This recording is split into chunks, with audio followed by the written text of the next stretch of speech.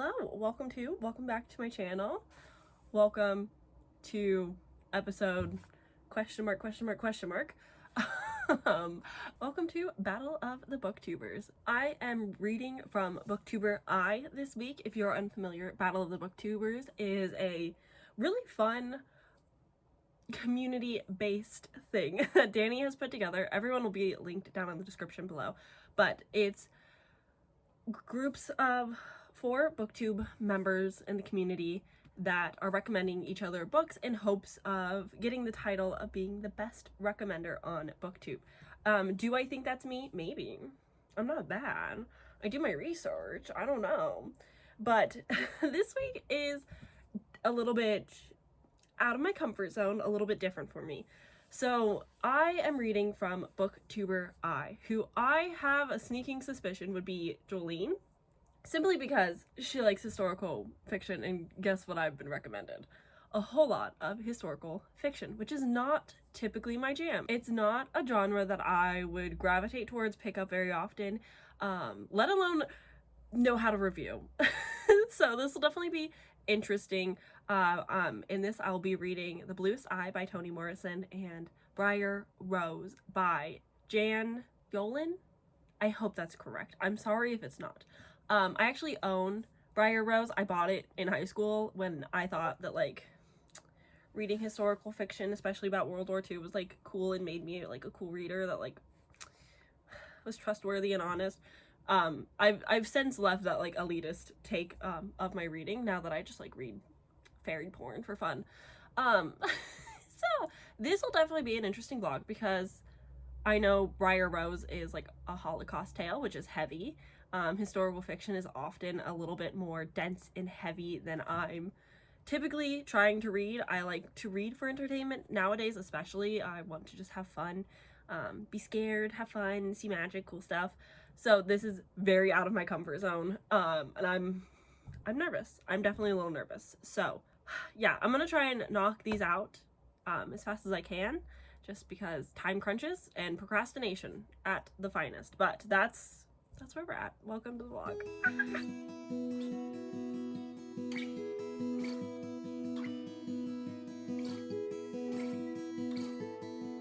Okay, so Briar Rose by Jane Yolen, I believe, says a novel of the Holocaust. The reason I don't gravitate towards historical fiction is, one, it's just life. There's usually aspects of hope, which I need in my stories, but still is sad and dense and just like too real to life. And often when I'm reading, it's for fun, it's for entertainment, it's for escapism. And I just don't feel like that's what you're getting from historical. But at the same time, like historical for a fantasy setting, because there's magic and different politics and it's a little bit more made up, even though it's teaching me things and it's like talking about real stuff, it makes me feel better because I can still have that degree of separation. Whereas with just historical, I will say, like, yes, you can learn things from historical. I know historical romances are very popular. It's definitely like I can see the appeal for other people. It's just not my cup of tea. It's not for me. And so I want to be cautious when reviewing these historical books because I have to come at them from a lens of like objective versus my personal opinion. What I know about this is that it is a Sleeping Beauty, Briar Rose, retelling, but I don't think it's like a proper retelling, like in the sense of other books that I've read. Like I don't think it's being influenced by or adding any fantastical elements, but this is following, I'm so all over the place. Do I know how to talk about books? I don't know. Yeah, so this is World War II meets Sleeping Beauty. Quick rundown.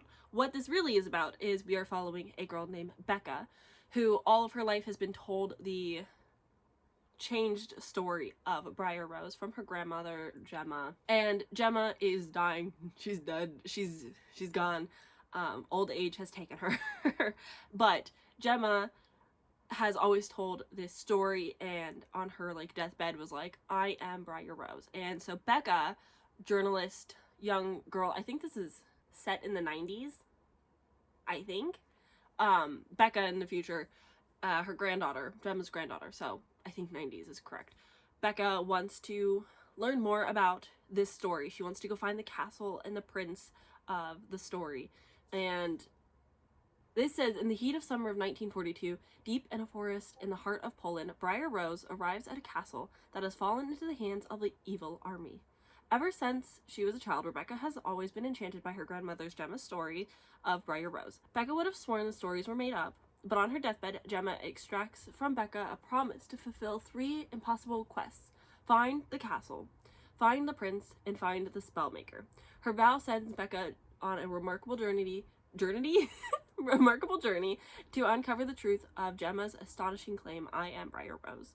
Yolen's graceful retelling of the German folktale Briar Rose, known to some as Sleeping Beauty, sets the story amid forests patrolled by the German army during World War II. We could just call them Nazis.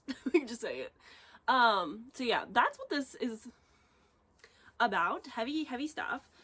So far, it's a lot of like back and forth. So we're getting flashbacks with Gemma telling the story to Becca and her sisters, and then we're getting flash forwards to Becca telling the stories with her sister and like getting ready to go on this journey.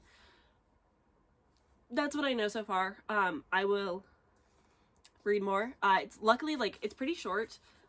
It's a very like cute little pocket size little book. It's a very nice hard edition. So brand new, it hurts, but it's not like the smallest font ever, but it's not like the most comfortable holding for reading. That's my own fault. And the audiobook is very like could have been recorded in the 90s. When did this book come out? Original copyright 1992. Forward written by Terry Windling in 2002. But I think this edition might have come out 2016. But originally 1992. So that's when this book came out. It's done. How do I talk about this? I don't think this is a bad book. I've read a decent amount of reviews, and this being so old, times have changed so much. Thank God, because the amount of people that hate this book because there is a queer gay character, like that is just baffling. People are, I'm so mad that this has gay stuff in it. It's like, oh God. I love that. I love that this had a gay character. I felt that that was important to talking about the Holocaust, is that there were so many people involved, that it's important to say like, yeah, religion, ethnicity, sexuality, those were all key parts as to like, oh God, I'm not equipped for these conversations. I'm not the right person to talk about the Holocaust. I'm gonna be so honest. Like, I have my thoughts and my opinions and like the history that I know and have been taught, but like I also didn't have a proper World War II Holocaust like unit in school. Like it wasn't like a big topic focus of my education, and so my knowledge is still like limited in what I've like learned since. So I'm not like the best person to talk about this, and I'm sorry, but I think that it's nice to have a plethora of characters to portray the actual facts and history of what happened. This is completely fiction characters, but based off real history. A lot of people had issues with the queer representation. To them, I say, fuck off, fuck you, and eat dirt, deal with life, because this is normal. Hopefully, you know, a lot of those reviews from like 16 or whatever years ago, like hopefully they've grown and they're not complete bags of dirt anymore, but you know, that was a big critique of this book.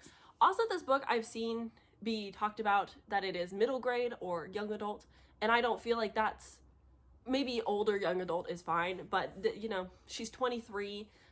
She's going on like a self-discovery type of journey where she's traveling Poland with like a stranger or friend, and is like a little montage of this traveling journey while also trying to investigate the truth, but nobody really wants to talk about what happened and what's going on. So yeah, I don't agree with this like being considered middle grade. That feels wild to me. No. But my big complaints would be that leading up to the end, like 2/3 of this, where she's like trying to find people to help her, and she's seeing Poland and like sightseeing and being a tourist. The like investigational parts of the story, I didn't personally care too much for those parts. I didn't care a lot about Becca and her journey, and I was just like over it pretty quickly. It wasn't engaging or gripping. I wasn't connected to her. I didn't care about her trying to like investigate. I think that the writing is nice. I think that it was well told. Again, it's nice and quick pace. Like, I think the audiobook was about 7 hours, not sped up. So yeah, I didn't care for Becca a whole lot. The investigation didn't feel like a really big part of the story, and I kind of wish that we got to see more from maybe the grandma, and like, I don't know. It's just, I don't know. I don't know what I think would have made this better for me personally. But when it gets good is when we meet a character who knew Gemma / Briar Rose, and he just tells the whole story. And I'm like, okay, what's the point of this whole, like if she's not doing research in like sense of like finding news articles and like interviewing people, like she meets one person and he talks about his story, which has like a small portion of Gemma's story, and like that's it. And I'm like, okay, I know a lot about him and I love him. I would die for him. He's great. But like, at the same time, like I just, it doesn't feel like a good payoff for this type of story, but it's dark and interesting. It's important history to learn and know, to like know ongoings of what happened, especially for someone like me whose knowledge is lesser. But at the same time, like, I would have just rather have, I don't know, like the Sleeping Beauty element is so minuscule, that it didn't feel important. Like, there's no fantastical elements to this. It's just she is retelling a fairy tale woven with her traumatic experience with the Holocaust. And so that premise is good in theory, but it wasn't like super obvious Sleeping Beauty. It never made me like feel connected to the stories coming together. It's dark and sad and just like a downer. It's just heavy and you're just like, okay, yeah, I guess, but like it's a nice ending. At the same time, I'm so conflicted. I truly like have no idea how to talk about this.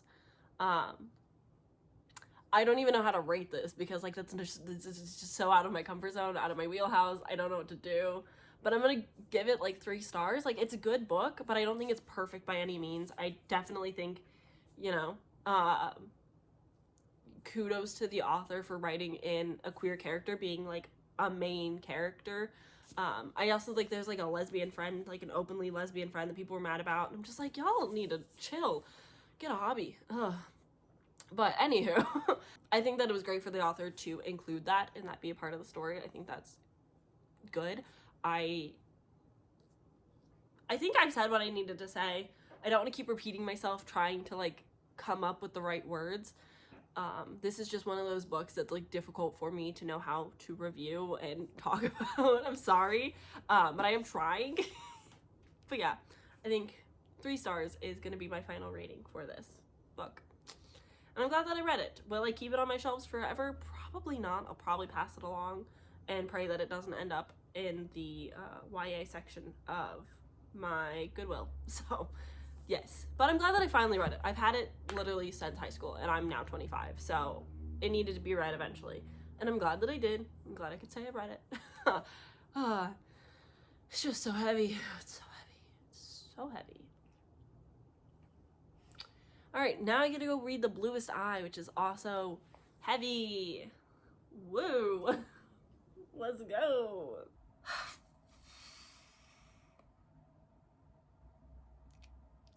Hi. So I tapped out.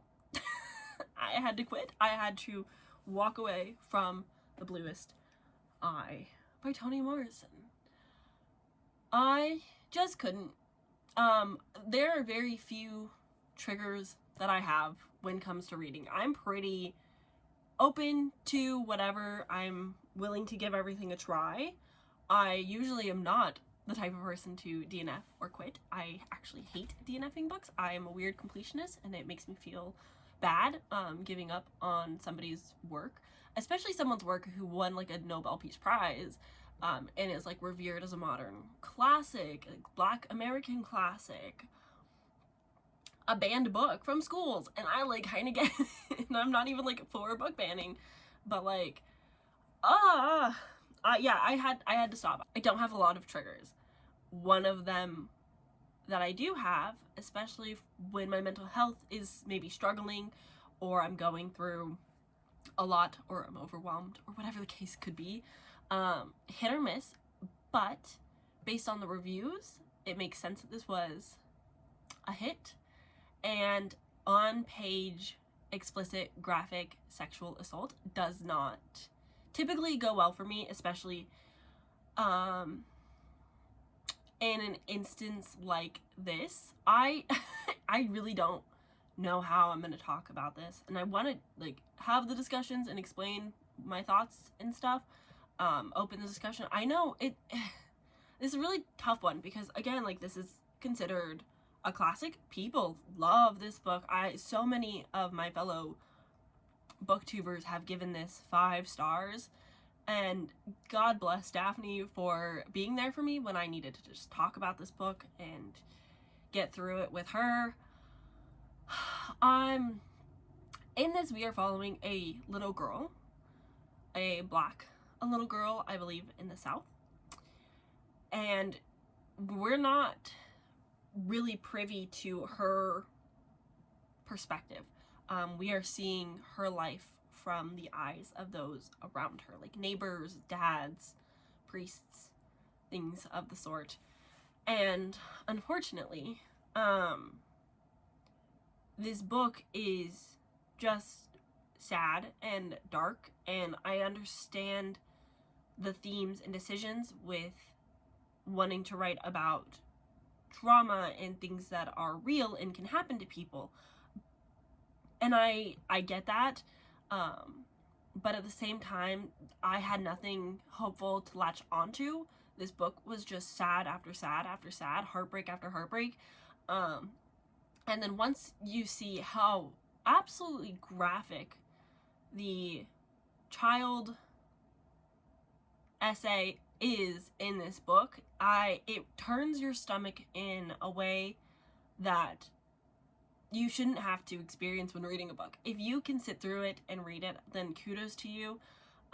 It was my boundary to be firmly planted. It was not something that I could cross any further, and I just simply couldn't do it. So I read a lot of reviews to see where other people land, because again, this is revered 4 and 5 star ratings just across the board. People absolutely love it. So I was reading fellow like 1-star reviews to really like, I felt like I was going insane myself. Like, I felt like I was going crazy because of the way that I was feeling, how I couldn't finish this book. And I'm usually like into dark stuff. Like, I love horror. It's one of my favorite genres, but this isn't horror. And I thought I was going crazy. I was like, I must have like read the wrong book or something, but other people have felt the same way that I feel. And so I know that like I'm not crazy for it. It's like, yeah,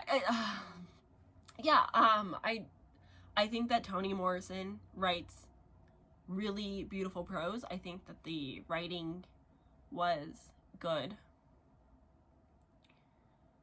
but I can't understand like somebody getting in the mindset of a predator. Oh yeah, that's the thing. You're getting like these graphic essay scenes of a child from the predator's point of view. Like, it's their head that you're in, their thoughts, and that was just too much for me. Like, it's one thing if you're reading about it from the victim and there's a discussion about it and there's like more to it, but I don't want to be in that headspace. That is not a safe space for me. No, I don't want to be there. So I had to tap out. I'm sorry. I know people love this book, so I don't want like mean people to say anything in the comments. Like, don't be mean. If you like this book, that's totally fine. I'm not that is you're cool. You can like this. It just didn't work for me. I just couldn't do it. That's okay. Not everything has to always work for everybody. It also just like, if you like, people want to open a discussion and be nice about it in the comments, that's totally fine. Because I would love to hear other people's thoughts on The Bluest Eye, because it is one of those stories that I'm just so confused by. Like, it's won awards and people love it, and it's like some people's all-time favorite books, and I'm just like, but it's just a black girl suffering for so long, and I just don't know why that warrants to be like a favorite book. I don't know. It's sad. It's heartbreaking. The prose is beautiful. It's purple. It's poetry. Like, it's very nice. Toni Morrison herself narrated the audiobook that I was listening to, and I don't think it's bad. It's not bad. It's just not ever going to be for me, and I'm sorry that this is the note that we're ending this little video on. But I'm sorry. I'm DNFing. I'm not rating it or anything. I don't like to rate books that I don't complete, just because I don't find that to be fair. But yeah, so I feel so bad because, like, somebody recommended this book to me, and so I feel bad, like, not wanting to finish it or feeling the way that I feel about it. If I was to give it a rating, it would be a 1 star, and that makes me feel bad. One of the reasons I hate recommending books is because I don't want to, like, give somebody a bad time or a bad experience, and like I feel bad doing that to people, and so I get worried when recommending books. And so I'm now like in the crosshairs of that, where it's like, this person kindly recommended a book and it didn't work, and I feel bad that it didn't work. And I just so yeah, I'm sorry. I'm really sorry. But I tried, and that's unfortunately it for this video, because there's just 2 books per video. I'm sorry. I'm really sorry that this is the bummer one. I'm really sorry. I'm sorry, guys. But yeah, thanks for hanging out with me. Thanks for sticking around this video. If you did, I know it's probably on the quicker side, which is nice since I'm posting so much right now, so that's cool. Great. But yeah, if you want to see more from me, a little bit more positive book reviews, I've got plenty coming out this month.